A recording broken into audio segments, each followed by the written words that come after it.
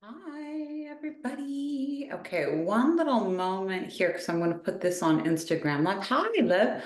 1 second. Let me just hit Zoom, just like reformatted everything here for the authorship Q&A.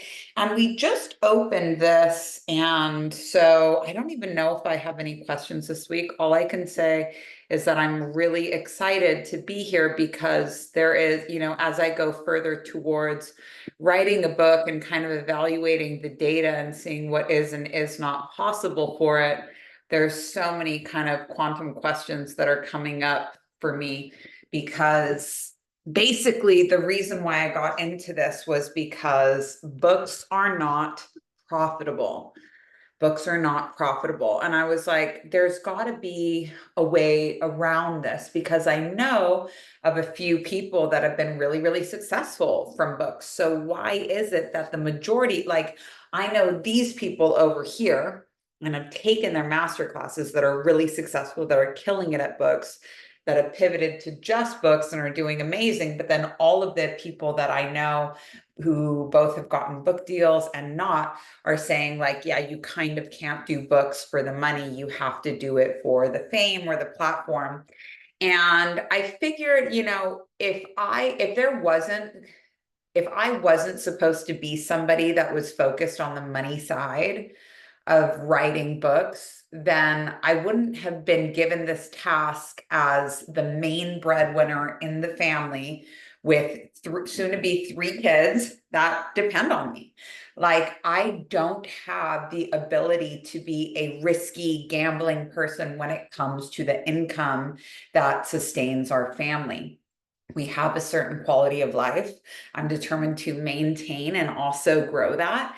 And so being invited to do this, to write books that'll take way more time than anything else I do, that requires way longer launches than any other workshop I do, and potentially pays way less than anything else that I've ever done in my life. It just, the math wasn't mathing. So this authorship is a place to store all of our resources. I just added something today about filing a copyright. But I was kind of just sick of having all of these conversations with people separately. So many people would reach out to me being like, I want to write a book or I am writing a book. And they were just completely unaware of how the publishing industry works. And I've been aware of how the publishing industry works since 2016 when I took my first publishing course. And I was like, what? So a lot of things have been going on. I'm going to answer the questions first so that the people that asked them don't have to linger around. And then hopefully you guys can help me get to the bottom of some things. First question, hey, not sure if it's exactly an authorship question, but a more general one. What does it mean if you realize that a major thing holding you back is that you've been spoiled or coddled a lot in your life? I'm starting to realize that I was shielded from a lot of consequences, and in a lot of ways, I'm going to sneeze. I'm not doing this allergic personality today. I'm not doing it. I am starting to realize I was shielded from a lot of consequences. Some of my friends have more traumatic backgrounds, have their own struggles. I've always had, so this is not an authorship question. But here's what I can tell you. When we notice that there's been a pattern in our life, it can be helpful to look at it as like a kink. So like, what am I getting from this kink? How has this kink served me? Do I have a baby kink? And just remember that all kinks are yin and yang. All kinks are yin and yang. So if you have a babyish kink that's been front and center in your life of being the baby that likes to be cared for, this is really common with youngest siblings. When somebody's moved back in with their parents and has been there for an extended period of time, it can be hard to they'll be like, why is this happening to me? It's like, because you're getting off on it, because you like it, you like being cared for. And people really resist this. How would you say that? I despise this so much. Well, definitely don't do autoerotic wealth, because we're digging way deeper than just the existential kink, which is a great book, the existential kink side of it. So if you have a fully expressed, and by fully expressed, I mean, this is the theme for your life, this is what's getting met for you on a day-to-day basis, then what you need in order for a new kink to pass is to be able to get a new kink, because you're not meant to just be stalled in one kink for your whole life. But when you repress a kink, when you say, oh, there's no way that I get off on this, you end up stuck in it forever. And that's not a situation that we want to be in, because there's just so many, it would be like just having vanilla ice cream for the rest of your life. Like there's so many other things that you could try. So to express the other side of it, you would understand that there's very much the adult kink. If we were to boil it down to just two different modes, like surrender and control, the baby would be the surrender kink. I want to surrender to other people's will for my life. And nothing really happens when you're in this mode, because you're not exerting your will, which is how all big projects need to start. And I'll be releasing a reel on that later on today. But on the other side of it is the control side, which is the adult, which is the dominant. That's like, listen, there needs to be structure around here. Mama, there needs to be structure around here. There needs to be order. There needs to be discipline. You need to do this because I said so. I don't really care if you're upset about it or not. You can throw a tantrum about it all day long, but like, we are here to get to work. And people can really enjoy their baby kink, I mean, really take it far, especially now when there's so many ways to like self-diagnose with all of these different mental health things. It was like somebody was just this close to leaving their parents' house and getting a job, but then they saw a TikTok that says they have PDA autism, and now they need to train their parents on how to be their parents for another 6 months, instead of getting off their fucking ass, leaving the house, and actually doing something with their life or expressing the other side of their kink. And it's amazing how many people will indulge this baby kink while also indulging their cravings for alcohol, all types of drugs, low standards in relationships. Is be like, well, yeah, no wonder we're not getting anything done, because we're drunk for free at our parents' house. Like, but when you're recognizing that you're getting that you're getting something out of this, that you get off on it, because what people are usually defaulted to is like, oh my God, I'm such a failure and blah, blah, blah, blah, blah, which is just a way of going even deeper into that baby kink, even deeper into that tantrum, even deeper into that surrender. I have no control over anything, when meanwhile you have tons of control. And that's really what you want. Like, a lot of times children misbehave not because they're looking to have more control, but because they want you to take control and be like, girl, shut the fuck up. Like, no. Bottom line is no. I don't care how you feel about it. You brushed your teeth twice a day for the last 6 years of your life. I'm not having a fucking discussion about brushing our teeth today. Shut the fuck up and brush your teeth. The end. Bottom line. Finito. Finito. People with a brat kink, which is another variation of that. People with a brat kink are specifically looking for that bottom line. And their whole thing is, they are pushing the boundaries, not because they want to get away with things, but because they do not want to get away with things. It might seem like a brat has a kink for disrespect, but actually what they have is a kink for discipline. And they are looking for it through the means of disrespect. It's always pushing the boundaries and trying to figure out where that boundary is. Because what they really want is somebody else to come and be like, no, you shall not pass. Like, we're not doing this today. So what I would recommend for you, if you feel like you're stuck in a pattern that you don't enjoy, ask yourself, like, how is it that I'm totally getting off on this? How is it that I'm totally just loving the shit out of this? How is it that this is just like my favorite thing? And recognize without shame that you've been taking pleasure from this. So of course we're going to want to keep it around, because it's meeting our kink. It's making us satisfied. But if we do not want to be stuck in this pattern any longer, and you might find, and for people that identify as depressed, along this line, you would want to find out, before you try and offer them like any type of help or anything like that, find out if they actually want to not be depressed anymore, because you'd be surprised at how many people say they would like to continue being depressed, because it means that they don't have to try. It's a very comfortable identity. This doesn't mean that they're weak, but I really thought that if I started asking people if they wanted to not be depressed anymore, that, at least 50% of them would be like, no, can you save me? And the truth is that 95% of them are like, yeah, this is comfort zone for me. So ask yourself, how have I been getting off on this? And then think about what the reverse side of it would be. So, what would the opposite of this kink be? Authoritarian, disciplinarian? What would it look like if I were to embrace this side of me? What would it look like if I were to enact fierce control in all areas of my life? What if I adopted a strict diet, a strict workout routine, a strict wake up routine? What if I removed my vices? What if I set 3, 6, and 12-month goals with a minimum of 3 action steps towards each goal that can be taken today to make sure it happened? What if I got organized? What if I got organized? What if I enrolled myself in some classes that I could do at my own pace? What if I set myself deadlines? What if I learned how to spank myself so that I wouldn't have to pay other people to do it for me? So that's the question. Ideally, these would all be author-based questions because we have the Safe House Q&A for all of this stuff, and this is also super relevant to what we're studying in autoerotic right now.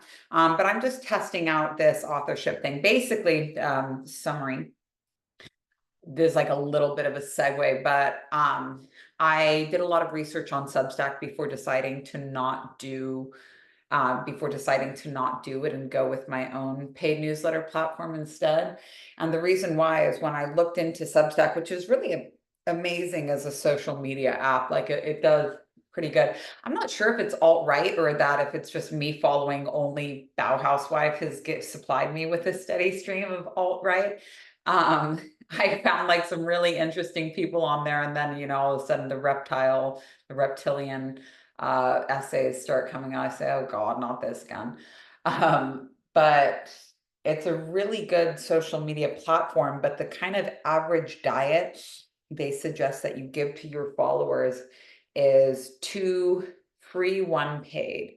So these are essays, these are long form, they aren't tweets, they aren't anything like that, but 2 short, I'm sorry, 2 free and 1 paid. So you're basically kind of always feeding your audience with 2 blogs a week from you, and then hoping that they're going to convert to paid, which will give you an additional, a little stack of revenue. And the average price point is $6 a month for subscribers. So if you're publishing through Substack, then your positioning, if you wanted to do a $20 a month newsletter like I do, if you're positioning yourself in a world of $6 subscriptions, you're going to be the most expensive seeming one, regardless of the quality of your content, simply because of who it is you're surrounded by. So positioning is really important. We talk a lot about positioning in the workshop, Fuckless. But if I were to position my $20 product within a range of $200 to $1,500 workshops, then $20 a month is the least expensive one when it's positioned like that. So there's a book by Al Rees called Positioning, which is really, really, really, really, really good. You can also learn about it in the free Fuckless ebook, which you can get when you go to mommyonung.com/fuckless. But I felt like as a writer, as an author, my words are valuable. And I understand that I'm only given so many words per day. So like I have really strict boundaries around social media, because if I use my words for commenting and DMs or texts or even talking on the phone for a conversation that feels like a duty to me and not an actual desire, then I use up all my words. And if I use up all my words before I've got my writing done, then I don't have words to write that day. I'm also I don't want to say meticulous, because you might expect to not get typos from me, but there's a certain amount of information that I want to deliver. And then there's how it actually comes out, which usually has a bit more things added into it. And usually to write something that I feel really good about takes a draft and then an edit. A draft and then an edit. So I'm getting all of the main stuff out, and then I'm going in and cleaning it up a little bit. And sometimes that can take me 2 days. If it took me 2 days to write 2 free and 1 paid for Substack, I wouldn't have any energy to write books, because that's a lot of content to keep that wheel turning. And Substack is like kind of vague, because they're like, Stephen King has 30, or Chuck Palahniuk has 32,000 subscribers. He's getting paid $6 a month for 32,000 subscribers. But what they're not telling you is how many of those subscribers are paid and how many of those subscribers are free. And then we also have the positioning of Substack in general, where it's like, people are very wary of subscriptions nowadays. But in the world of Substack, where you're getting from basically every creator out there, 2 free, 1 paid, the majority of the work that's coming in is free, and you can always find a new creator out there because it's just the positioning. So I literally had to go in and count how many paid subscribers somebody had versus the subscribers that they were showing on the feed. So who I used for this was Bow Housewife, because Bow Housewife is very niche and she's also a good writer. She's quite a literaire. She's very into writing, long form as well. And I went and I looked at her Substack, and the reason why I thought that she was a good example is because if you want free birth content, if you want expat content, if you want smash the patriarchy content, if you want German new medicine content, if you want mom of multiples content, like you can't find anybody else in the internet like Bow Housewife. She has one book called Portal that went through some serious self-publishing drama when she hired an intermediary to publish her book through Amazon because she got overwhelmed by the interface of actually publishing the book. It's not complicated, but basically she hired an intermediary to publish the book through Amazon for her, and they ended up with the rights to her book that she had been writing for, years. Her first book, like a huge deal. There's somebody with a large social media following that had been like threatening a book for a really long time. And the book was out of print. Nobody could get it. It was all stalled up. And it took her a long fight to be able to get this book back, which she eventually just published directly through Amazon. With like none of the bullshit. She paid them a lot of money too. Like, guys, you don't need any help to self-publish. An editor from Readsy, a copyright filer from Fiverr, you get a book designer if you want, but a book cover designer. But like, as far as like hitting send and publish on it, like, you don't need anyone's help with that. And there's a lot of people being like, hey, for just $5,000, we'll publish your book. Like, she literally, without reading the fine print, lost the rights to her book. And luckily, they were a company that were like, look, we don't really want the rights to your book. That's not what we were going for. It's just like a weird side effect of this thing that we've created where we end up with it. But, you can have it back. Luckily, it wasn't, luckily, it didn't become a legal thing.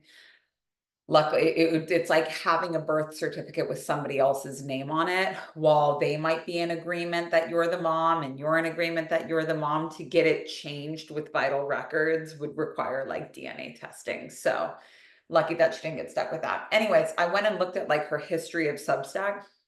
And her history of Substack is giving them that study diet, 2 free, 1 paid, since like 2021. So 3 years of 2 free, 1 paid. And she only had $700 worth of paid subscribers. That's a lot of content to be cranking at, high quality content as well. It's a lot of content to be cranking out every single month for a low return. Like, if it was in like the $2,500 range, I think that would be really appropriate, because it's like, look, this might cover, especially in Nicaragua, like this might cover your base expenses. So this makes sense. Plus you love writing. So let's just like, let's like get this done. But $700 is not a lot, especially if that $700 might be costing you the production of your real long form, which is a book. So always, no matter how, basically, the more like, we love you, you deserve to get paid, a company is, the more I would like narrow your vision at the fine print, because Substack's whole thing is like, authors should be paid, authors should be paid. But Substack is like a social media platform. It's really cool. It's like how you wish Twitter could be. And they do also give you the opportunity to export your list. And they do promise that you'll get visibility when you post with them. But I wanted to see, like, is it like TikTok where they really give you visibility? Like on your first 10 posts, they just like flood you with followers, and then they make it inaccessible to actually access your followers. But I posted a couple things on Substack just to see, like, if I just use my SEO and I don't engage with, like, let me feed these people for free every single week, will they give visibility? Not really anything. Not enough where you could feel like, wow, this is really helping me. Enough to where you're like, oh, I really need to do this right. And Substack's whole thing is like, we love authors. We believe that authors should be paid, but we recommend that you charge $6. We recommend that you do 3 posts a week. 2/3 of them should be free to generate visibility, and 1 should be paid. And this is how social media apps work. People say, like, if it's free, you're the product. It takes quite a lot of content and quite a lot of interest to keep a media platform going. And so I'm really happy. If you didn't have a newsletter list, if you didn't have your own website, if you didn't have any, business experience, I think that Substack is a good place to, like, just get started. Like, fine, you might as well make sure that these blogs are reusable. You might as well keep putting them out there. But I would really be conscious about getting yourself, I would see if you can write alongside that. Are you able to supply 3 posts a week while still meeting your creative deadlines for other work? Because for me and my life, like, I don't have enough words to be able to sustain that. And if I am going to sustain that, it's not going to be for $700 a month. Like, I had a way smaller turnout for authorship than I expected. I thought that, like, I've been kind of holding a space for books in my business for a long time where I'm like, I have a very large audience. I have this amount that actually pays me at school. Maybe it's a money barrier. And so I thought that if I offered something low ticket, that even just people that wanted to buy something for me without being necessarily authors would, like, jump on it. But I only had 35 people turn out. But that's 35 people that turned out after 1 month of sending 1 piece of content a month. And that's $700 monthly recurring revenue for me, which is where Bauhauswife is after feeding Substack for a really long time. So never forget the importance of positioning. If we were to set up a Fenty Beauty stand in Walmart, it wouldn't sell because Fenty Beauty around Maybelline is like, no, this is the most expensive one. But when we take Fenty Beauty and we put it in Sephora, where it's surrounded by other expensive makeup products, people can really see the value of it for what it is. And if this concept of positioning is totally new to you, I really recommend the book by Al Rees called Positioning. And my philosophy is business books for audio and spiritual books on paper. I always listen to business books on audio, and you know why? Spiritual books, a lot of times I have to reread, and storybooks, I love to curl up on the couch with, like, a good storybook. Spiritual books, I usually have to go back and look, but business books are hitting one topic per chapter where they're really just steamrolling you with it, the same thing from all of these different directions. It's not something that I too frequently have to go back and rewind on. So for cleaning my house, for doing the dishes, for making dinner or whatever, I love to listen to business books on audio. Literally printed 9 lines. That's why we have a white version of 9 lines. The first time I released my ebooks, I'm a dark mode person. Like, if you couldn't tell, dark mode exclusively. White backgrounds, like, give me a headache. But I had released it with all dark backgrounds, and so many people were tagging me printing out a 30-page all black book on their printers. I'm like, you guys have printers? Like what? Like this is so random, but just it was just completely obliterating their ink cartridge in like one go. I said, oh geez, I'll definitely give you guys this next time. And I'm thinking, the amount of people that are printing it when it comes to self-publishing on Amazon, I'm thinking of doing something where I love being able to take advantage of Amazon's printing and shipping and sell a really cheap book that I'm actually not trying to make money on. Like I love being able to sell a book. Like for example, the Fuckless book is an ebook format, but when it's launching, you can buy the Fuckless book. It's the same exact thing that you're getting for free, but you can get a paper version of it delivered to you in 2 days from Amazon for like $8. And I don't make, I make maybe $2 on that sale, but I don't care because I love being able to play the Amazon game where I'm like, you guys can get me the cheapest shipping, the cheapest printing. I don't have to hold inventory. I don't have to worry about books selling out, and people can track their orders so easy. If there's drama with shipping, that is not my problem. Like it's not my problem at all. And you can go through other printing and drop shipping services, but honestly, you're kind of negotiating for 3% more of royalties to partner with like a smaller company. Like Amazon has put all of their budget into being the best at shipping. Amazon isn't going anywhere like some of these smaller printing houses might if they don't have the budget to continue to compete with Amazon. I love big businesses and I also love small businesses. So I'm not like, don't forget that Amazon started as a book selling company. That's literally how they started. You should be able to buy books online. You used to only be able to get books from your local bookstore. And if you could, get the person to order one on your behalf, sometimes they were a cunty hook about it. And then you order a book and then you have to leave and come back in 2 weeks to pick your book up. Like Amazon was like, we just want to make buying books online free. That's literally like how or buying books online easy. And that's literally how they started. But to kind of negotiate with a different drop shipper or to hold your own inventory and be responsible for shipping it yourself is a lot of work. And it would kind of be like driving 20 minutes to go to another grocery store to save $2 on something. Like it's costing you time to go over there. It's costing you energy. And this is really something to think about with the popularity of book talk. I could talk about publishing all day, you guys. Um, I could literally talk about publishing all day, but that's something to consider with TikTok and book talk, because a lot of people hear about book talk as a really good way to be able to move books, and it is.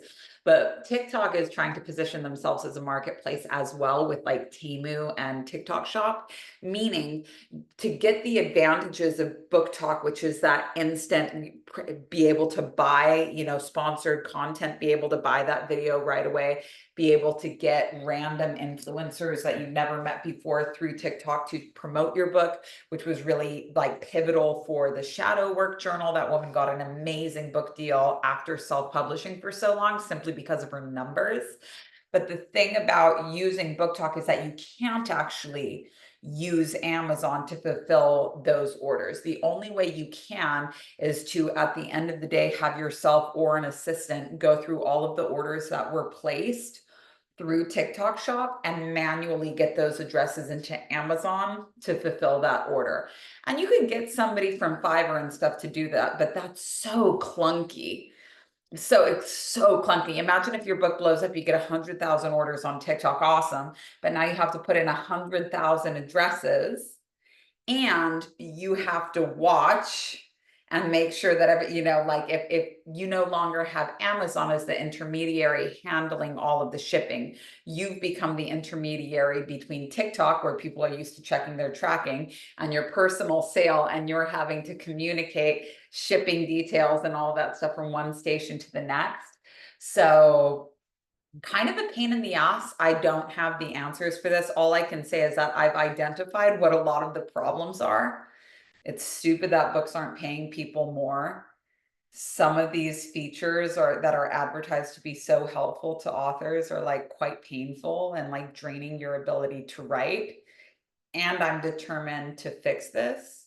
And it was so funny because I was telling my husband yesterday, I'm like, there's a side of me that's like, I need to just write this book and release it just to be of service to the world, you know, just to be spiritual. And there's always going to be that side of me, that 50% of me that's like, let's just do the spiritual. But anyone that's ever been to my school knows about the other side of me, the other 50% of me, which is like, get paid. Get paid, like for real, get paid, because it's pretty hard to be genuinely spiritual when you feel like you are living a substandard version of your life because you're doing what the universe told you to. Like, it's pretty fucking hard to want to work for the universe as an unpaid intern. You feel me? It's a lot easier to feel spiritual when you are getting paid what you know you deserve for doing the work that was not easy for you to do. We've done a lot of unpaid work on the spiritual paths. Everyone's relationship with their moms, all of that inner work that you had to do for yourself, the fucking hitting every branch on the way down to your rock bottom before even figuring out the tools that you needed. Like, we have done, guys, we have the first 30 years of our life of unpaid work.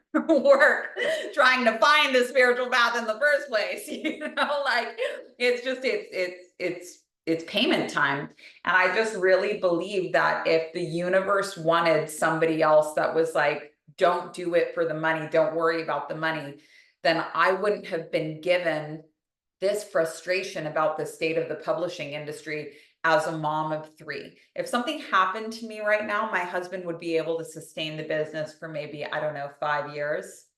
5 years from now, if something happened to me, my husband would be able to run it, no problem. But at this stage, if something were to happen to me, the quality of life that I have worked so hard to present to my family would cease to be a reality within 5 years. And I'm not cool with that. I'm not cool with that. I need to keep the ball moving forward because it's not just about me. So if the universe didn't want somebody out here that's like, shut up about all of the right ways you should be doing it, stop putting an arbitrary price on arbitrary fame, like trading your life's work in a book for the promise of fame that hasn't been clearly defined. I will post about your book 50 times to an audience of 6 million. And the returns we usually see from something like this are like this. It's right now the publishing industry is like, you want to be a star, don't you? Like, give something, we'll make you a star. And that's actually not a guarantee. So, okay, excited for this. I've loved your email series. Can you talk more about my own self-publishing experience, how it was for you, from logistics to money invested versus money made? Yeah.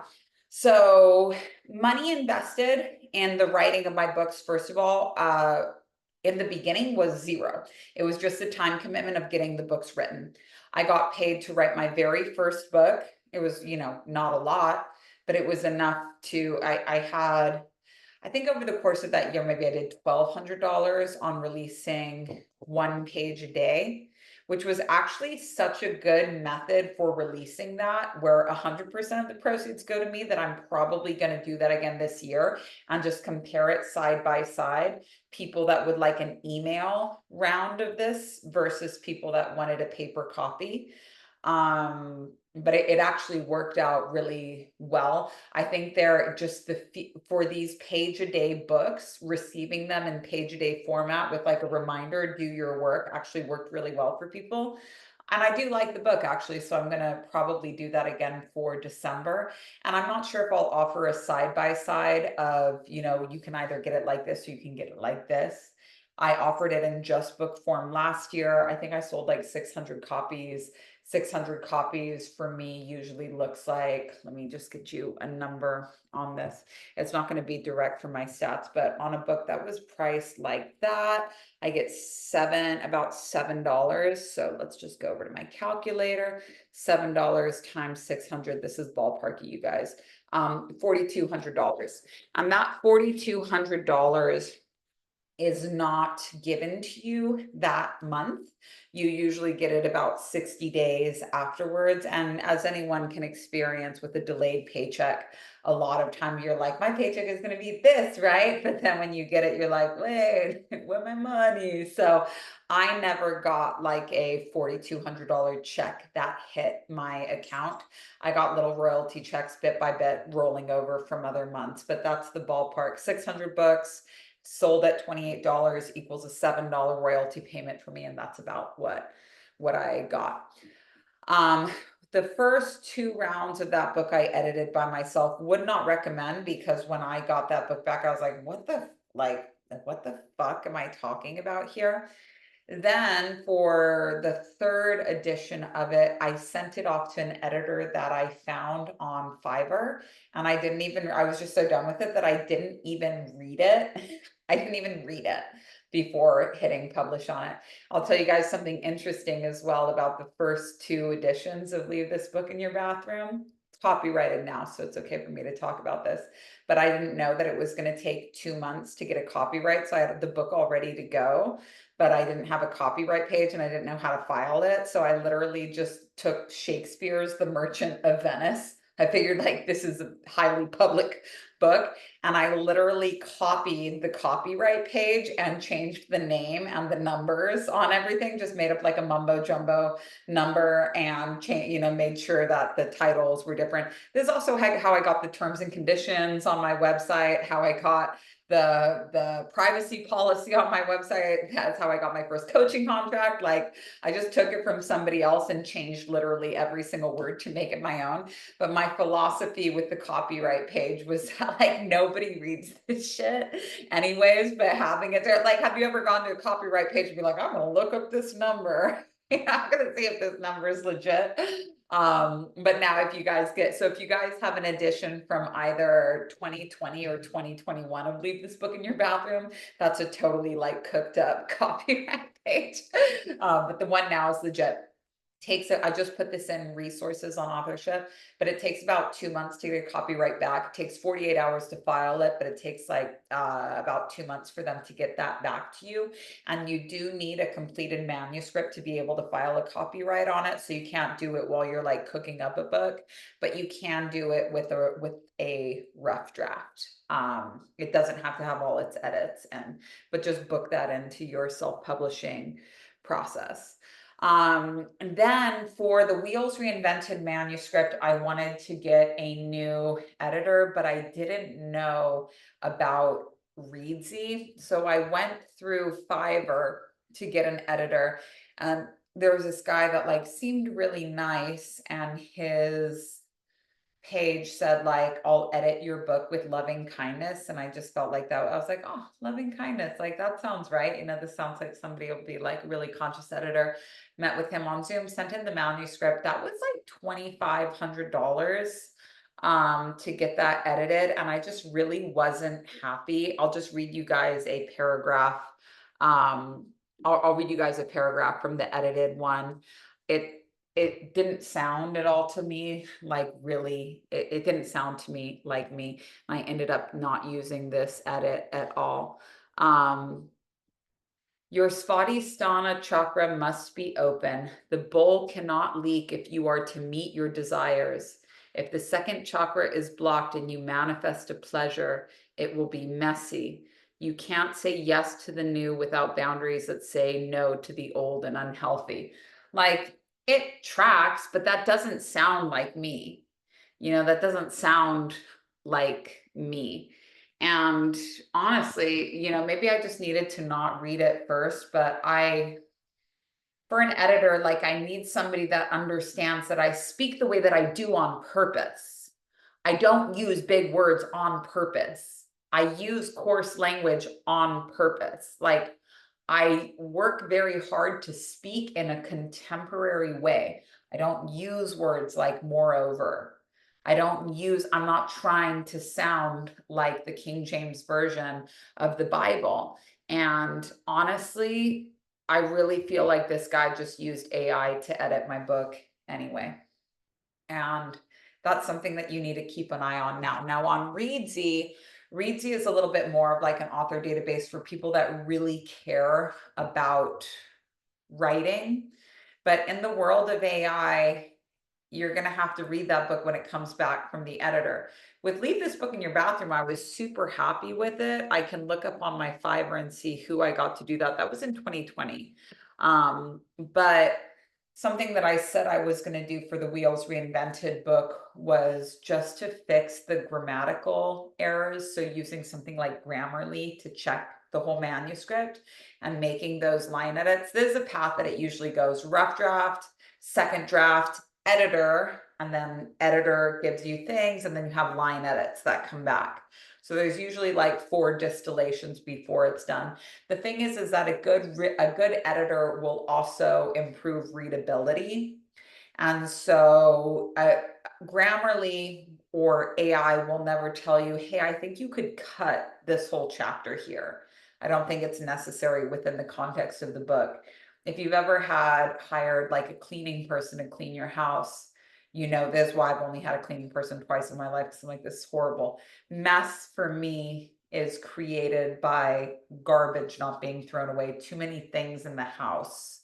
But somebody hired to clean your house can't throw your things away. They don't have permission to do that. AI doesn't have permission to truly clean up your manuscript through throwing things away. It just doesn't work like that. But a good editor, somebody that's doing that for life, and this is really the only reason I would consider going with a publisher, even though there's no guarantee. The dream I have of publishing versus the reality, it's like, oh, I'll go with the publisher because they'll do all the work for me. That's not true.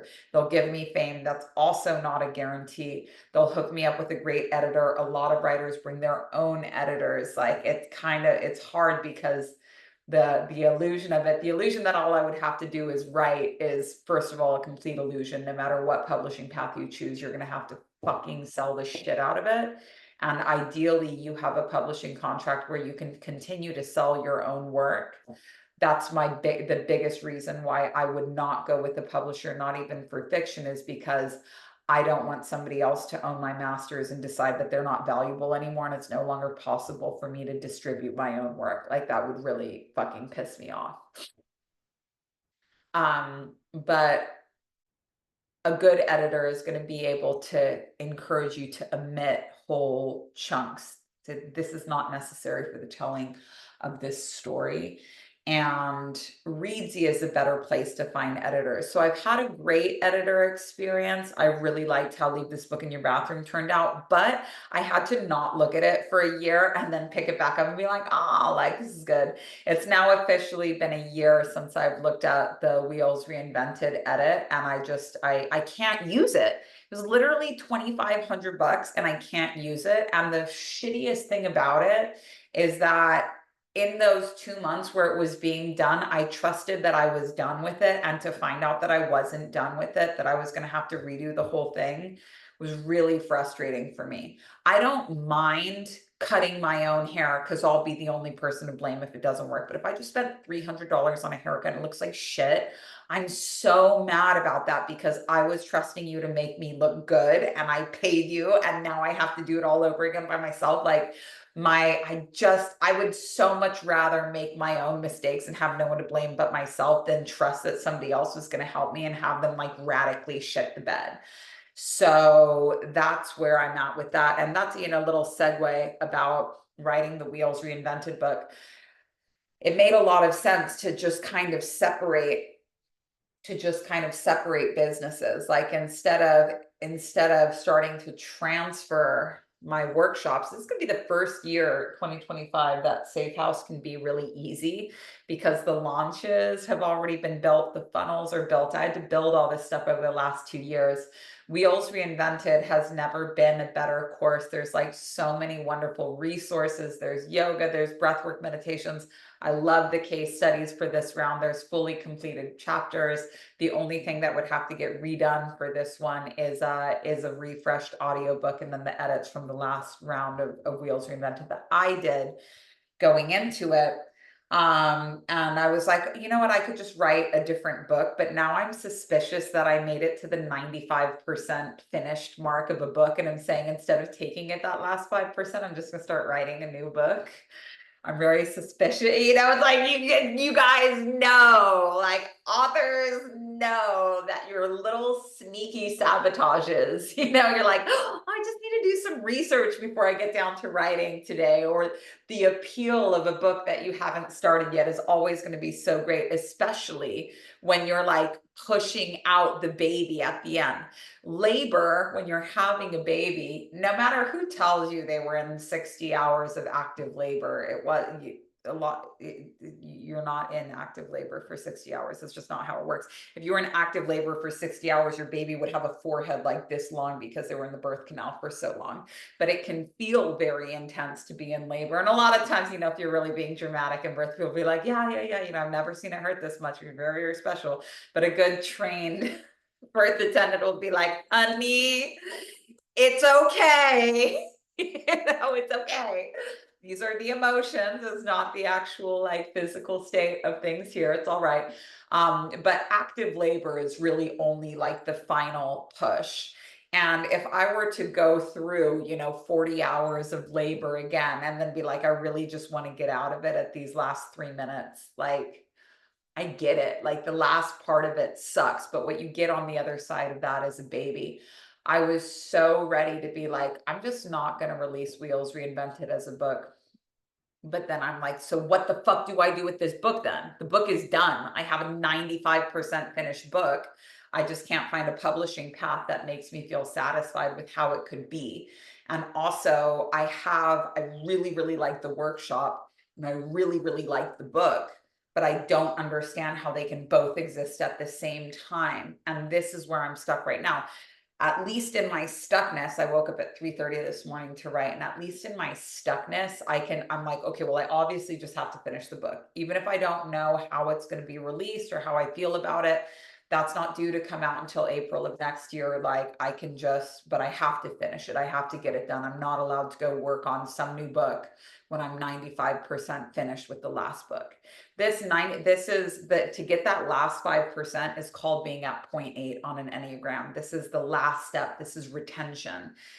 You can't forget this step. I always use this analogy, but to leave that last step is that spot we've always been in, where you've sorted the laundry, you've washed the laundry, you've dried the laundry, you've folded the laundry, but now you just can't seem to put it away. So now you have stacks of clean laundry around your house. My husband does this thing where if he finds clothes around the house, he like folds them up and puts them on top of like every seat in the house. So like we have the bar with the bar stools, but when you pull out a bar stool, there's like these little piles of clothes everywhere. And if you're trying to sit down, you have to like move the clothes somewhere else. The last thing, when you have a house that's become like clean messy with all of the piles of laundry because you couldn't go that last 5%, you end up just throwing the clothes back in the laundry, even though they're not dirty because they've been in your way so long that now you just want to get them out of your way and do it all over again, which means that all of the benefits that you had of doing the laundry in the first place, you did 95% of the work, but it feels so tiring to go that last 5%.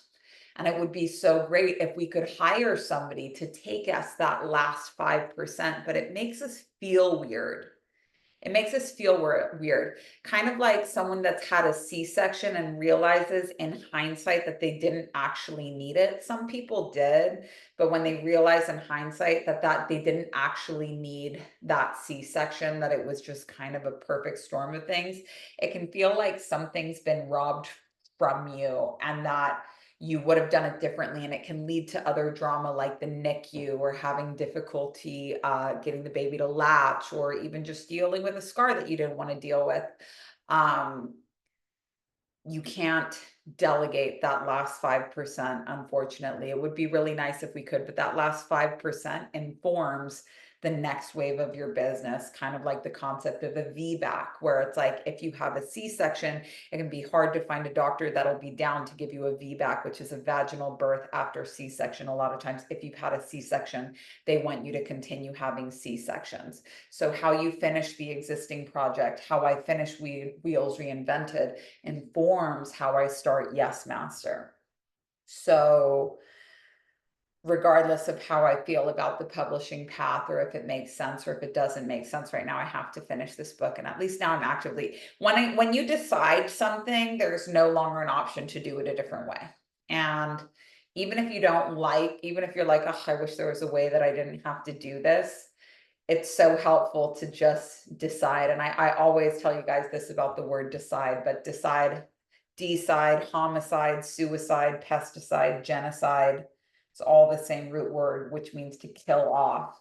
And I think about a branch, it means like to cut away, to decide is to so subtract, and side, kill off, to subtract and kill off every other option until there's only one option forward. It doesn't mean like sit around and say, which one do I like?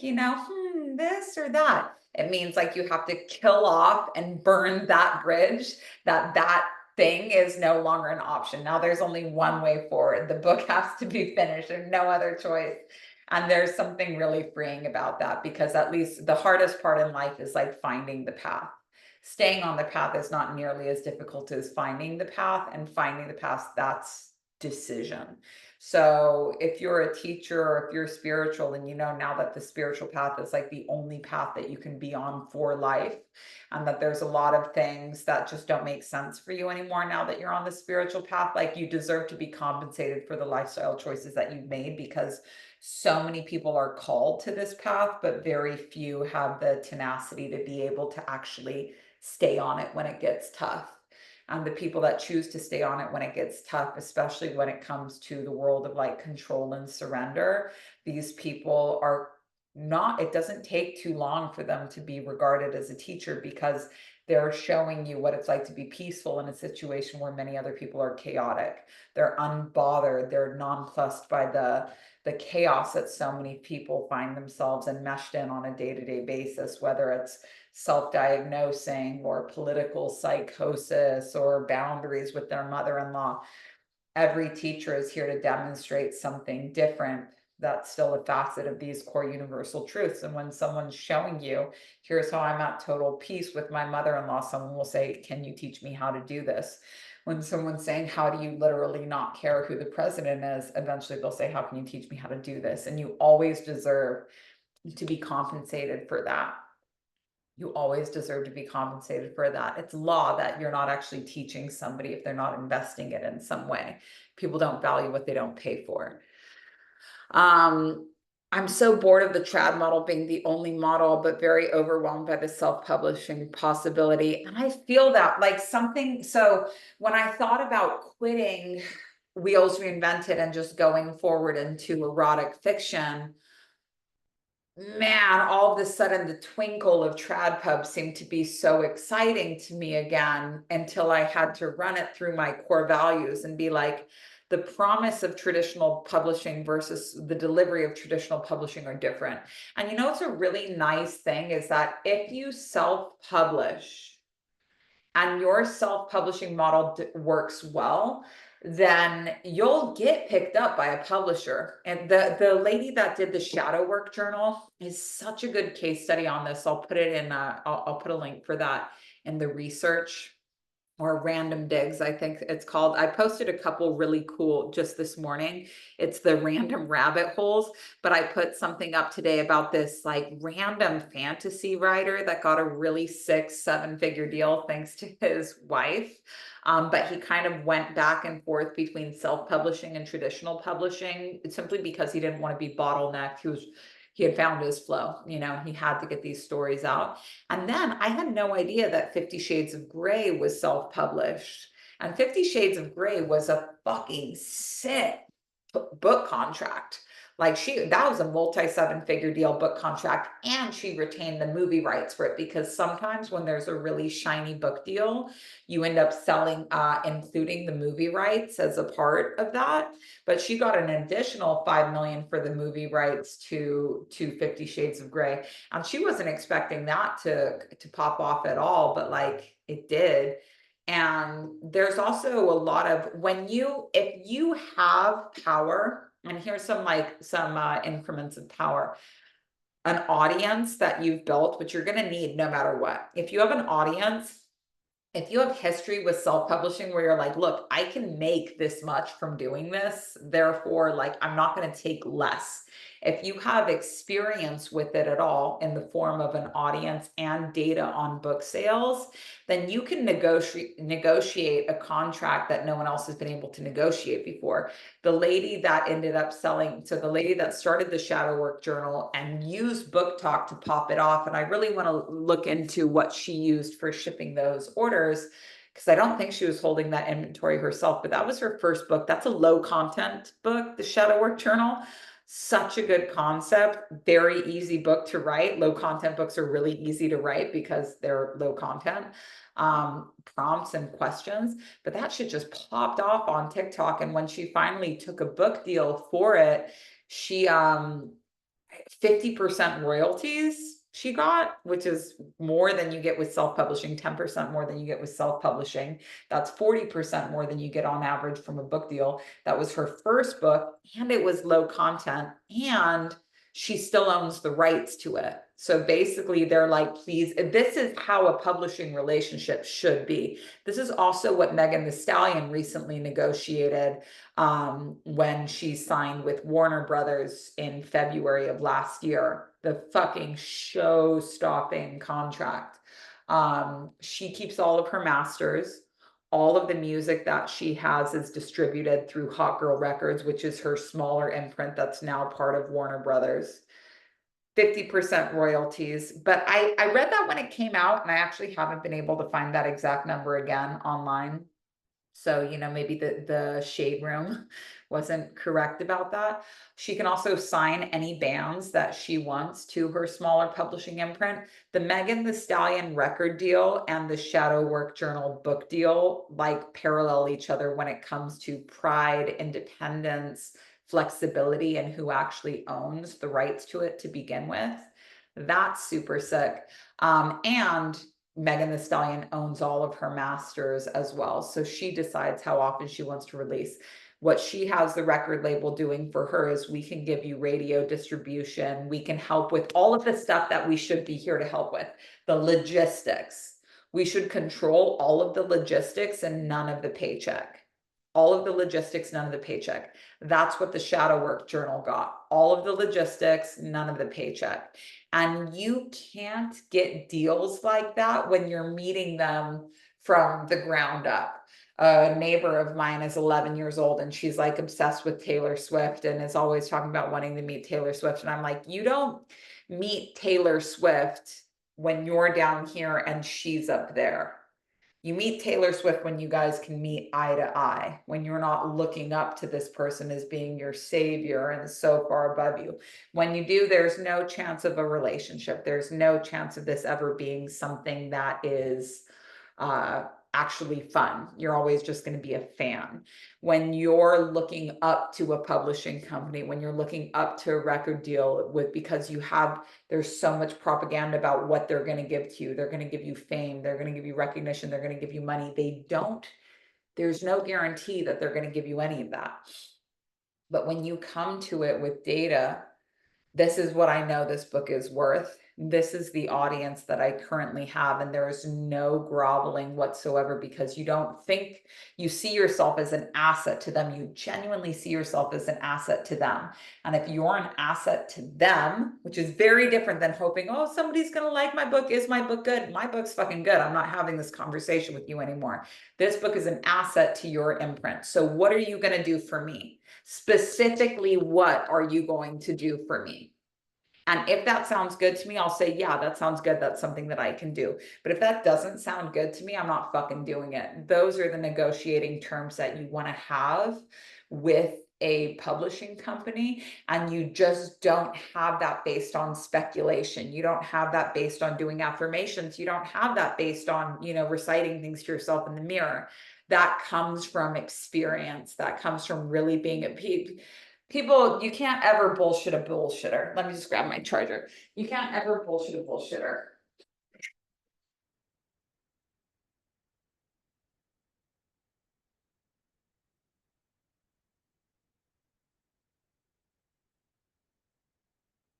And a lot of these publishing companies are like legacy bullshitters. So you get it from actual confidence. And if actual confidence was the only requirement for a successful book, like, you don't need a publishing company to help you get actual confidence, like, whatsoever.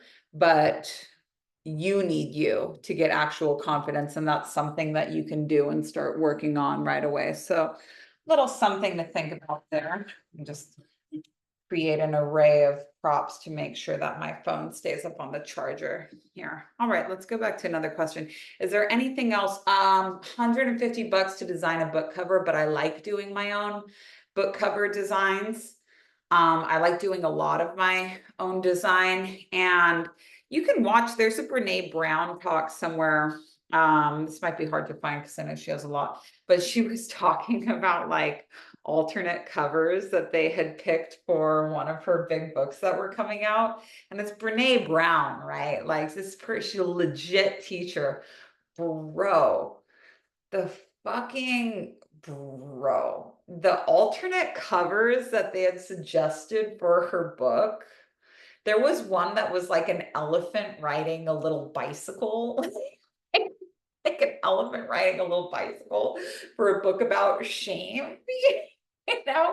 And it was so funny that she actually like pitched it. She like actually pitched it to people on like her TED Talk or whatever. Like, bro, like, what the fuck are these three covers? Another one was like a whale with a and the thing is, it's like, what's with all these whales and elephants and stuff? I think she said in it, like, what are you guys trying to tell? What are you guys trying to tell me? I think that my video just went on here. Let me just give me 1 second here, you guys. Ba-bum. Do this again. But she was like, what are you guys trying to tell me about the actual like state of this book? It's pretty funny. But that's something else. So, we say, okay, so we're going to go with a publisher and they're going to meet all my needs. I'm going to get an editor, I'm going to get a PR team, I'm going to get a marketing team, I'm going to get somebody that does a book cover based on all these years of experience. And that's not a guarantee. Almost every author I know pays for their own photographer, makes their own book cover, and then has to get it approved. Here's something else that's super crazy. I did a podcast a long time ago with this teacher. It was on my old podcast about publishing. And she is somebody that self-published her first two books and then worked really hard to go with Hay House, and then published once with Hay House, and it's like, fuck this, like, I'm going back to self-publishing. This author is Denise DT, and her books on money are awesome. This is somebody that's written 3 books on money, but still is good data for me. Someone that's written 3 books on money, but all of them are just a bigger funnel for her money course, Money Boot Camp, which is like $2,000. Sadhguru has the book Inner Engineering, but then he has the workshop Inner Engineering, and they actually don't compete with each other all that much. I get promo emails, and Sadhguru's course Inner Engineering is fucking great. $200. Awesome. Haven't read the book, but I did just order it because I think that that's a model that I've known for a long time that Wheels Reinvented is my Inner Engineering. And so I'm happy that I have this data from Sadhguru of how he could do a book, but also do a workshop and not have them be in competition with each other, because they really are their own lanes. But she had basically written, her first book was, I think, called Get Rich Lucky Bitch. Her next book was called, so I forget. Lucky Bitch, there was Lucky Bitch, there was Get Rich Lucky Bitch. So Lucky Bitch wasn't just about money, it was about like manifesting stuff. Get Rich Lucky Bitch was specifically about manifesting money. And then her third book was supposed to be called Lazy Bitch, which is about being not having to work so much. And it's actually such a good book. But when she signed what she pitched it to Hay House, she's like, I have all of this, backstory on the success of my previous books, but I really want to do Hay House because spiritual people always want to book with Hay House and they're not really that good. Gabby Bernstein has published with Hay House for so long. She has to provide her own editor. She does all of her own PR. They've run out on books. She has New York Times bestsellers. She has 9 New York Times bestsellers. And her last 2 books haven't been bestsellers. Her every single, even though they know she's our best-selling author, she's probably the best author that we have in our catalog right now.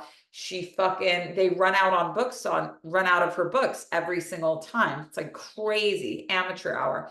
Her own editor, her own PR, her own marketing. She does everything for them. I don't really know what it is they're doing for her, and I can't get the specs on her book deal, but she does have a really nice house, and she doesn't sell workshops except for her book writing workshop now. And she has an app for like $7 a month. And she's now positioning herself to be like a talk show host. But she really wanted to be with Hay House, this Denise DT. And they were like, well, you need to have a bigger audience and we're going to change the name of your book. We're going to change the cover of your book. We can change anything that we want in the book because when they have the rights to it, they can change whatever the fuck they want. Name, cover, content. That's a big change. That's a big change. For me, that's like a crazy change. And my erotic fiction book that's coming up is going to be so fucking salacious. Like I want it to be hardcore erotic fiction, not softcore. I don't want to be vague. I want to use words that you and I use and describe actual anatomical, your pussy, your vagina, try this here with this. Like it's literally a sex magic manual for self-pleasure as well as a spiritual education, but I can't turn that down like in any way, shape, or form. Like it needs to be loud, tears running down your legs, you guys. That's what I want the experience to be. But she had to change everything about her book. And instead of calling it Lazy Bitch, she called it Chillpreneur, which sucks. And also Entrepreneur Magazine copyrighted the name Entrepreneur and all the preneur variations. So to be able to get a name with anything preneur, they sue regularly. They have like a whole legal team that just sues people for using the word entrepreneur. And so it also took her quite a lot of like legal drama to be able to even get that name. It's really fucked up that Entrepreneur does that, and you can look it up and learn more about that. But if you're planning on naming anything Entrepreneur and publishing it, you should know about that. So a lot of times people don't, and then they hear from this massive cease and desist legal team. But she was just super unimpressed with what they did for her. And so I think it's always good data when you see people that go back and forth from trad pub to self pub and why they choose to do something like that. Because a lot of times you see them go back and they're not 10 toes down that it's got to be one or the other. They've figured out that trad pub can be really good for certain things and that self pub can be really good for certain things. And they kind of pick and choose what publishing they're going to use. And that to me is an enlightened approach to doing anything, is to be able to see the use for with it and also without it. But it's all, and I just in random rabbit holes, I just dropped that fantasy author that kind of went back and forth. So I love this. I'm always learning new things about publishing and I'm super passionate about it. My number one thing when it comes to publishing is that I just don't want to put my heart and soul into a book and have a publisher deem it uninteresting and stop printing it and not give me any type of momentum to make it happen. I don't want to be slaving away for 8% of my paycheck because the publisher's lost interest, but I still want that bag. So for me, like the main hindrance to ever going trad pub is just that I need a guarantee that I own the rights to this book. And if you guys aren't giving it the attention that it deserves, like I've got to give it that attention. And Megan Thee Stallion had that with her original, she was in a beef with her original record label 1501. They just weren't giving her the respect that her albums deserved. They were running out of money. They weren't really like doing that well. And so, but the contract itself was like super iffy. And she was able to sue and get herself out of it thanks to Warner Brothers having interest in her music and providing her their legal team to kind of get her out of that contract. She had a lot of traction at that time, so she could get things like that without making promises in return. She could say, if you guys want me so bad, get me out of my legal contract and then we'll talk about it. But Warner Brothers, she was able to get out of that 1501 contract, but a lot of people aren't able to do stuff like that. So all the thing. If you were starting from scratch with a goal, this is the last question. If you were starting from scratch with a goal of selling 100 books on the first launch, what would you focus on? I'm on track to finish my novel in December and I want to self-publish for March 2025 launch. I can't decide if building a TikTok is better than building a newsletter. Also, can you talk more about your switch to traditional publishing? This is potential switch. But yes, I will talk about that. And then yeah, and I feel like self-publishing is made for me too. I do. I'm having a hard time seeing how traditional publishing fits with my core values because my core values are my core values, and that's just the bottom line. My core values aren't like flexible. Like this is just what I fundamentally believe. So first of all, 100 books is very easy to sell. Very, very easy to sell. And what I would completely focus on while I was still writing the book is how do I want to launch this and how do I want to make the maiden voyage of this book so fun? So if it is nonfiction, I would probably do some type of book club or Q&A where I can answer questions from the book, see how it's all digesting. And that's really easy to do. Like I did that for the first run of Leave This Book in Your Bathroom. I think I sold, I don't know, maybe 400 or 500 books for the first round of Leave This Book in Your Bathroom. And that was with a 5,000 person audience. So it wasn't the audience that I have today. And what we did was offer, I put at the last page of a book a Zoom link where people could come to. And on the last day of every month, we did like a Q&A book club thing. And I ended up doing grief recovery with everybody on that book club because nobody had any questions. So we just did grief recovery for like 7 of 12 sessions. And then all of that data became what we used for the book Painkillers, which is always free. You guys can get that on my website. But I would think if it was nonfiction, I would think of how could I club it up with people? How can I unpack this? What frustrates people about books like this usually? How can I alleviate this? How can I make it an experience? And how can I guarantee that people will finish the book? For something like poetry, poetry is always really vague. And people want to be, there's nothing worse than like reading poems to somebody and have them be like, wow, that was nice. And you just know they don't get it. You know, you're like, no, this is not a nice poem. This is a very fucked up poem. There's having people misunderstand your poetry is so frustrating because a lot of times when you really need people to understand and regular words won't suffice, you bring a poem.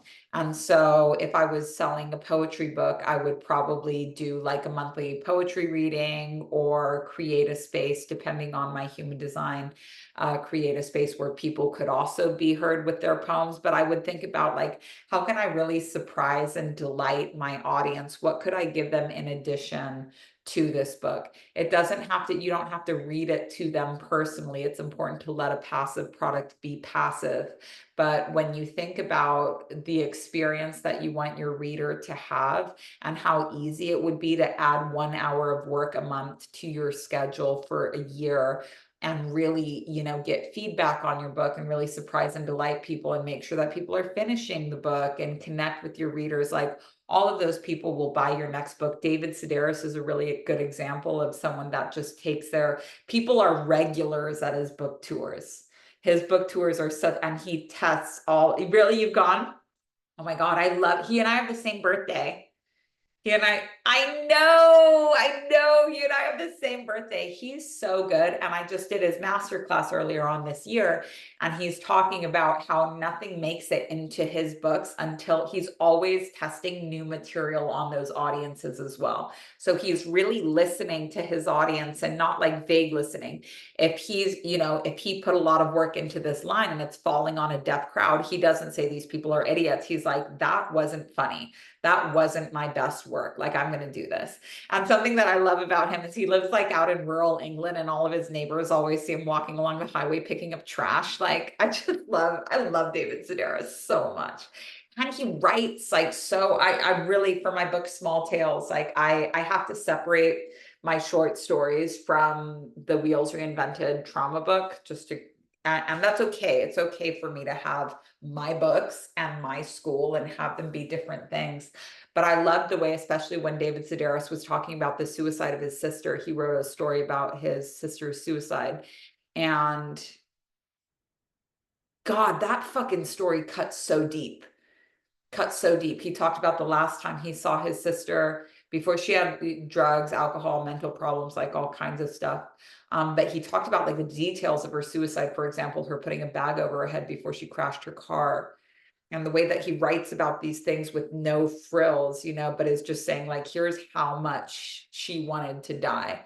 And then here's my experiences with her, including that the last time I saw her, she was calling out to me while he was going into his dressing room, David, hey, it's me. And he turns around and sees her and says to his bodyguard, please don't let her in, thank you, and goes into his room and shuts the door. He writes about these really dark things in a way that is still humorous, but also really simple. Like, he's such a master of not explaining and not saying, here's why I'm validated in doing that. He's not working out his guilt. But he's painting a picture of what it's like when somebody that has kind of tormented everybody, for better or worse, with addiction and with, just psychological distress in general, always kind of in and out of jail and always kind of in and out of drama. He writes this really beautiful still life about like, when this person's gone, here's how it feels for everybody else in the aftermath. And here's how it feels to be writing that conflict of like relief that they're gone and also missing them, but just understanding that like when somebody's chosen life paths that point a lot more in the direction of death than it does in the direction of wanting to die than wanting to live. If somebody's been showing you with their behavior for a long time that they'd rather die than live, and then they ultimately get the death that they've been asking for so long, how do you be with that? And he's always going to be a literary hero of mine because he's so good at just making these observations about life. And until I did his masterclass, I'm loving this talk, by the way, you guys. I hope this is interesting for you. This is like my nerd, this is my shit. But I just always assumed that David Sedaris was just so talented at writing that this is just what it was, that this is just how he writes. And I didn't realize how many layers of distillation his books require before he deems that, very Capricorn. I didn't realize how many layers of proof and approval and, does the crowd like it? And do I like it? And all of the things that he says no to, and just the fucking rigorous self-testing he puts himself through before something is considered done for him. And if you want to know what David Sedaris in the Raw is like, his book Theft by Finding, which is just his journal, really cool. I had no idea how punk David Sedaris was. Really fucking cool. But it's really just his journal entries from like the 1980s to 1995 and just like what he was up to. It also touches on his crystal meth era, which is like my favorite David Sedaris era. because how he talks about like meth logic is really funny when it's practiced. The 22 moments in a life of an artist from Me Talk Pretty One Day is like the fucking best. But in his book, Theft by Finding, it's really interesting to just read his unedited diary entries because they're never more than like a paragraph long. I never knew that people could diary like this. It's no feelings, just like observations of the random ass people he encounters. It's a really cool book. That was I have that on my nightstand right now. So if I was starting from scratch again with the goal of selling 100 books on the first launch, what would I focus on? It would all be on the launch. I would really, how can I surprise and delight? And if it was a story that I was doing, I would really think of like what would be so fun for my audience, and also how long would they be reading this story for? For something nonfiction where we want to see if people are digesting it, we can do or for poetry.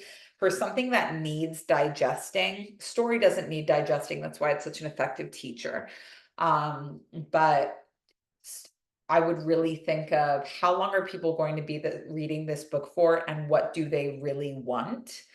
And if it was something that I was doing as part of a series, I would make the bonuses for that book kind of a book club style where I could really hear from people what was aggravating them. And you have to have a kink for criticism with all of this. And you also have to know that you're not necessarily here to deliver what people want to hear. That's something that if they have a book that they want to know how the story goes, that they should write it themselves. But it can be really, in a way, I would almost more listen to what people really wanted, how they really wanted the book to go, and then not give them that at all. Like if they said, oh, I really want her to be, I really want her to go back and be with this boyfriend, I would give them the complete opposite, because when it comes to fiction, I want people to be like, no, I want people to hate it, because they'll remember it. Yeah, they'll remember it. You don't ever, if you ask people that are readers and not writers what they want to hear, you're going to hear from 70% of them that they want it to start with once upon a time and they want it to end with happily ever after. And I'm here to be like, that's not life. It's a fairy tale. But there's so many. So for example, if I was Madeline Miller, who wrote Circe and wrote Song of Achilles, if you haven't read Song of Achilles, it's so good. Like I have to be honest with you guys, like guy on guy isn't, when there's guy on guy scenes in a movie, I'm usually like, oh, but it doesn't, I feel like I'm watching something that I'm not really supposed to be watching. Like it doesn't, when I watch girl on girl, I'm like, yes, but guy on guy, just kind of not that thing. And that might be like internalized homophobia or something like that. But I can't tell, I can't control what makes my pussy wet or not. It's just not, it's in movies, it wasn't my thing. But Song of Achilles, bro, I was swept away in this love story between Patroclus and Achilles. Fucking swept away. Such a good story. In love, like such a good story. And Madeline Miller was a teacher of Greek mythology, and so what I would want from Madeline Miller, if I was launching one of Madeline Miller's book, I'd be like, okay, cool. I'm going to do Greek mythology story time for 6 months on the last day of the month. So if you guys think Circe is cool, I can take this opportunity to do what I'm actually doing in my career, which is teaching Greek mythology and teach you one by one lesser known stories of these different, archetypes and these different characters that I have no intention of ever writing a book on because there's not enough meat there. But, let's meet some of the other smaller characters in these books. So there's always something that you can offer to your audience that would surprise and delight them.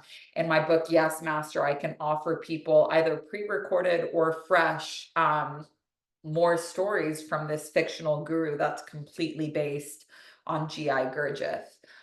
There's always, for any type of book, there's something that your audience really wants. And if you consider that during the writing of that book and during the planning of that launch, it will not be a problem to invite people to buy the book right now and not later, because it's a ride, it's an experience that they can go on. It's not set it and forget it, take the book and fuck off, leave me alone, it's done, it's completed.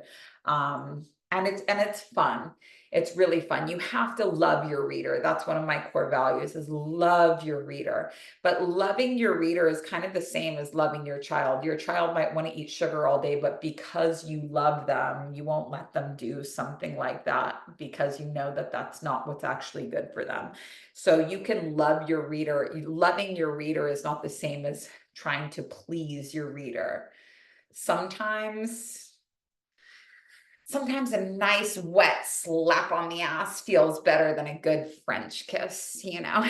Sometimes a wet slap on the ass feels better than a French kiss. I'm not talking about children. I'm talking about with, you know, your partner. And I am not making a switch to traditional publishing, but I'm really happy for authorship. This will be the last thing that we talk about on here. Unless somebody has a 7-minute question that they want to jump in on Instagram, you can do that.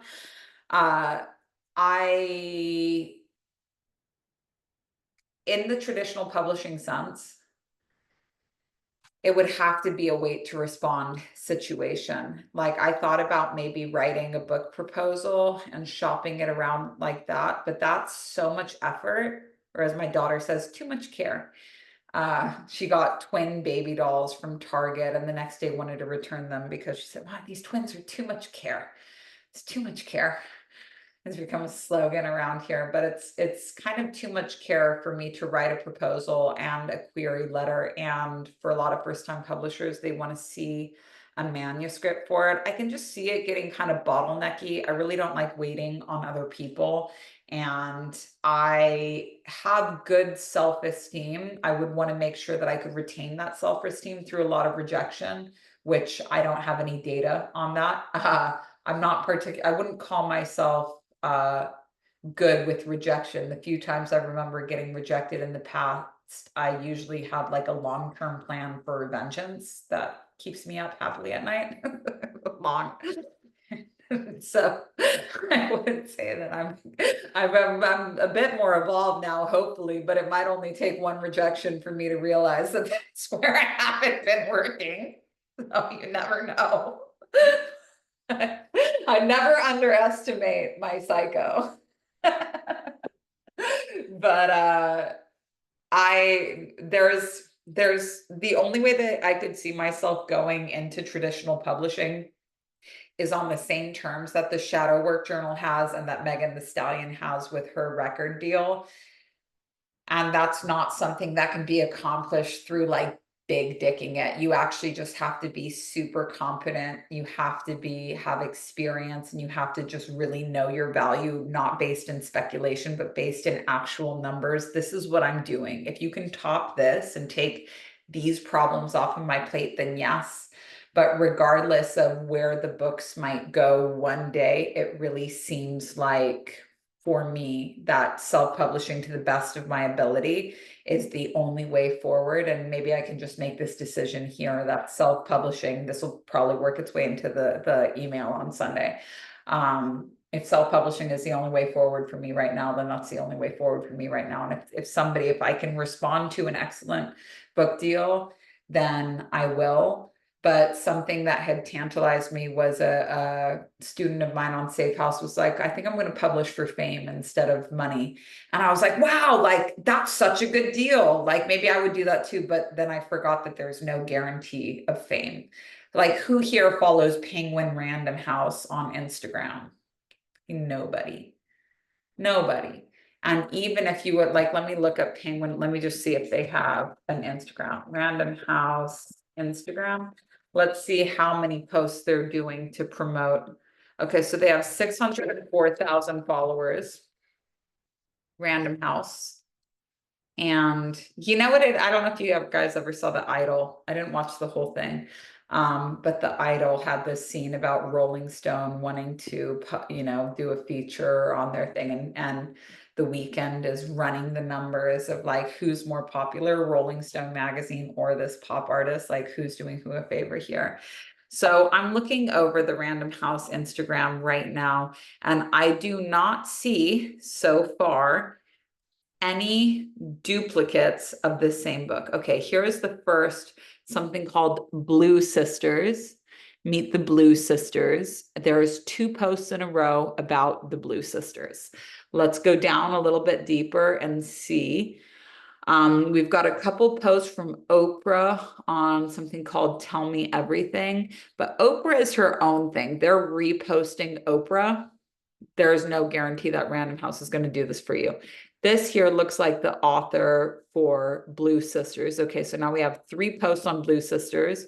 We have 3 posts on Tell Me Everything. Let's keep going down. 4th post on Tell Me Everything. This is also an Oprah. So they're kind of using Oprah as clout. Blue Sisters, it doesn't seem like has gotten on Oprah. Okay, so now we have 4 and 5 posts for Blue Sisters, and Blue Sisters getting New York Times bestseller status. That's great. I definitely want to look up that author and see how she made it. We'll go and look at her real quick. What else are we looking at here? Okay, any more on Blue Sisters? Any more on Blue Sisters? Okay, so we have a total for 5 posts on Blue Sisters, but the first 2 of the 5 posts on this book called Blue Sisters is coming from it receiving New York Times bestseller status. So maybe that's only getting the press that it's getting from the Random House Instagram because it's received that status. Now, here's something else to look at is the amount of likes that we have on each of these. And likes are a good indicator of people that might actually be interested in buying it. But we have 2 posts, 560 for the 2 New York Times bestseller posts. We have 560 likes and 21 comments on one, 777 likes and 19 comments on the other. That's pretty low engagement to a big audience. So let's just take a quick look over and see if we can find this author, Coco Mellers. Let's see what her audience looks like. Bam. She has 36,000 followers.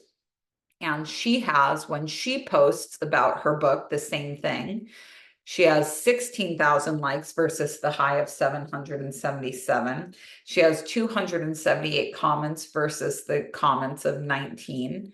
And then on the other post about it, her first post on it, she has 17,000 likes, which is very good because that's over half of her audience, and 485 comments. So her engagement with her audience when she posts about her book is doing better than Random House's promotion of her. She also has placements on Good Morning America and all of these other press that your publishing house doesn't get for you. That's something that you have to secure yourself. And in the author resources at the authorship, $20 a month, that's what this call is from. There's that Hay House approved launch schedule, which would involve securing these placement deals well in advance. If you want to be in Vogue, they usually you need 6 months out. So they, if you tell them that you want to be in Vogue, you need to organize that with your book release date. With a traditional publishing house, your book is usually released 12 to 18 months after acquisition. So you have time to think about that, and you have a set date where it would be coming out. It's very rare that they bump it up. The upside is you have that date. The downside is that's 18 months after you finish writing your book. You might not want to talk about it at all. You might not resonate it. If you look back to Instagram posts you made 18 months ago and say, am I still feeling this? Sometimes writers are changing a lot because they're always processing through the written word, which is like very strong therapy because you're prompting yourself with questions and prompting yourself with answers. You're going deeper than a stranger could get you a lot of times. And I love Madonna's commentary about how she prefers journaling to therapy. So I would say that, we have this 36, and she's a mom, great. We have this $36,000 Instagram or 36,000 person Instagram that's really outperforming the Random House engagement. But I want to know if it was because signing with Random House that she was able to get a New York Times bestseller. Again, New York Times bestseller is editorial content. But she is editorial content, 5,000 copies in the first week. So she ranked number 8 on the bestseller list for the week of September 22nd, 2024. That is above Fourth Wing, which has been on the bestseller list for a really, really long time. And for So that's number 8 in fiction. So good for her. I'm interested to see if I know from reading the self-publishing story that the guy put up the fantasy guy that's in random rabbit holes on that chat. He was saying that when he went to a conventional publisher, he went from doing like 1,000 books a month to like 12,000 books a month. And he said that the income went up really significantly to where he was doing like 40 to 56K a month, 40 to 56K a month on book royalties. That's really, really good. To me, I'm like, those numbers I love. And he got a multi-7-figure deal for his last trilogy. To be fair, the guy'd been writing books since 1980. All of his books were flatly rejected from 1980 to 1995. He was so distressed by this that he decided to never write books again, but he couldn't resist the itch. It was destiny. Then his wife got involved. They went into self-publishing, and that led to other things. So I want to thank you all so much for being on today's Q&A. This was the first Q&A for authorship, and this was a big piece of data for me because I wanted to make sure that committing to a weekly email, a monthly Q&A, and a place of storing all of the conversations that we're having about authorship, about self-publishing, I wanted to make sure that for $20 a month that I loved to do it, that it really wasn't about the profitability index, but it was really about like, do I love having these conversations? Are these conversations that can only take place with other people that are also passionate about authorship? And the answer for me is a resounding yes, because like I said, I could talk about this all day. This is not something that I want to introduce to the rest of my Safe House crew. This isn't spiritual education. It's specifically about the book writing process, the book publishing process. So if you want to be a part of this, you can always go to my website, mamionami.com. You can see there that there is a section that says for authors. And when you click in there, you will get 4 weekly emails from me. Nice, slow, and steady pace. But at the end of that, there'll be an invitation to join this authorship. And if you already received that on the newsletter list, then you'll have a link to be able to buy after that. But I very much buried the invitation in these emails because I don't want random people coming in that aren't very clear about what it is that this is about, where I stand on it. I'm not here to argue with people about what publishing path is right for you. I'm just here to present the different data that I've found on the problems with each industry and how I'm actively working to solve it. If that sounds good, come on board. The water is great. If that doesn't sound good, then that's fine. There's a lot of other people out there, but really none of them are as cool as me. So okay, thank you. Thank you guys so much. I had a great time here. I will see you next week, and I will see you on Sunday for the next installment of the authorship. Thank you guys so much, and bye, Instagram. See you later. Let me see how I cancel this thing out here.